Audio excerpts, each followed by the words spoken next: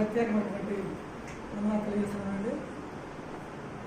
మరి ఇప్పటివరకు కూడా గత 2-3 వారాల నుండి బంగారము, సాంబ్రాణి, బోళం అనే విషయం గురించి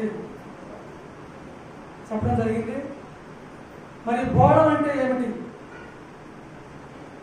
ఈ బోళాన్ని ఎవరికి ఉపయోగించారు? ఈ బోళాన్ని ఎక్కడ తయారు చేయబడ్డారు? అసలు బోళం అంటే ఏమిటి? సుగంధ ద్రవ్యముల సమ్మేళనమే ఈ యొక్క బోళం. అప్పుడు ఆ కాలంలో చూసుకున్నట్లయితే మరి అతి పరిశుద్ధ స్థలములో ఇది ఉంచడం జరిగింది. మరి దీన్ని ఎవరు పడితే వాళ్ళు తయారు చేయడానికి అధికారం లేదు. ఒకరు ఎవరన్నా వాసన చూసినా దాన్ని తయారు చేయబడిన వాళ్ళు ఆ యొక్క ప్రజల నుండి తొలగించారని కూడా మనకి చెప్పి ఉన్నారు. మరి అదే బోళాన్ని ఈ యొక్క క్రైస్తవ కాలంలో చూసినట్లయితే, యేసు ప్రభు కాలంలో చూసినట్లయితే మరి ఆ యొక్క బోళాన్ని ఎవరికి ఉపయోగించారు, మరి ఎవరు వాడారు, దాన్ని ఎవరెవరు వాడారు అనేది కూడా మనకి చాలా చక్కగా చెప్పడం జరిగింది. మరి బెతనియా గ్రామంలో లాజరు గారు చనిపోయినప్పుడు మరి ఆ యొక్క యేసు ప్రభు వచ్చి లాజరుని బయటికి రాని పిలిచినప్పుడు మరి అనేకమైన ప్రజలు వచ్చి మరి ఆ యొక్క అద్భుతమైన కార్యాన్ని ప్రజలందరూ కూడా చూశారు. అయితే మరియా, మార్త, ఈ మరియా మరి యేసు ప్రభు చేసిన కార్యాన్ని మర్చిపోకుండా ఆ యొక్క విశ్వాసాన్ని కాపాడుకుంది. ఎందుకంటే యేసు ప్రభు వారు నా తమ్ముడు లేపడే కనుక ఆ యొక్క బోళం తీసుకొచ్చి యేసు ప్రభు కాళ్ళ మీద పూసి మరి ఆ యొక్క ఎంటుకలతోటి తన యేసు ప్రభు కాళ్ళని చూడటం జరిగింది. మరి పాదాలని చూడటం జరిగింది.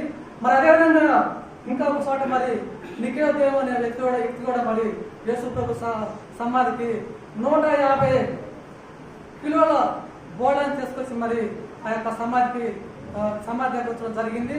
మరి ఈ అన్ని విషయాలు కూడా మనకి చాలా చక్కగా చెప్పినటువంటి మరి మరణాన్ని గురించి కూడా మరి మరణాన్ని గురించి 5 విషయాలు చెప్పారు. మనకి ఆ 5 విషయాలలో మనం ఏ మరణాన్ని ఎంచుకుంటే మనకి మంచిగా ఉంటుంది. ఆనాడు అపోస్తలైనటువంటి శిష్యులు మరి వాళ్ళు ఎప్పుడు కూడా తాను ఎవరు కూడా చనిపోలేదు, చంపబడ్డారు. ఒకళ్ళనైతే తలకిందులుగా సెలవేస్తారు, మరి ఇంకొకళ్ళనైతే రాళ్లతో కొట్టబడి చంపారు. స్టెఫాన్ని రాళ్లతో కొట్టబడి చంపేటప్పుడు అక్కడ పరలోకం కూడా తెలుసుకుందంట, పరలోకం కూడా స్టెఫాన్కి కనపడ్డంట. కాబట్టి మనం బ్రతికినంత దినంలో కూడా దేవుని కోసం జీవిస్తూ మరి మరణం అనేది ఎవరికి ఏదైనా సంభవిస్తుందో మనకైతే తెలియదు.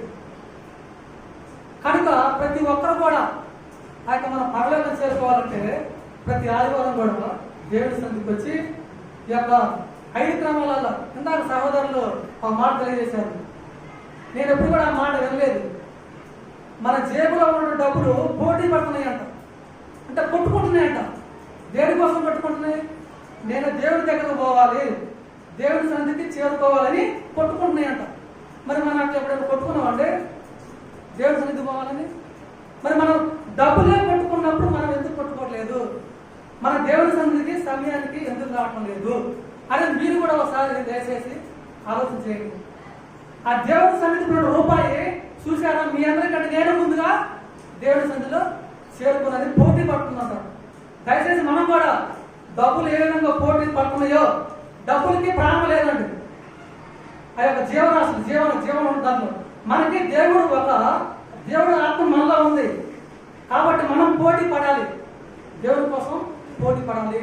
నేను దేవుడి సన్నిధికి సమయానికి రావాలి అనేది ఆలోచన చేసి మన ఆరాధన పాల్గొన్నప్పుడు 5 క్రమంలో పాల్గొన్నప్పుడే సంపూర్ణమైనటువంటి ఆరాధన మనం చేసినట్టు ఉంటుంది.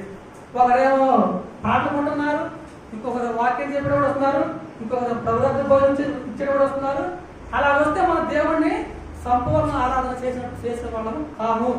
కనుక ఎవరైతే ప్రతి ఆదివారం ప్రతి 5 క్రమాలు ఎవరైతే ఉంటారో తప్పకుండా దేవుడి యొక్క జీవ గ్రంథంలో ఆ పేరు ఉంటుంది.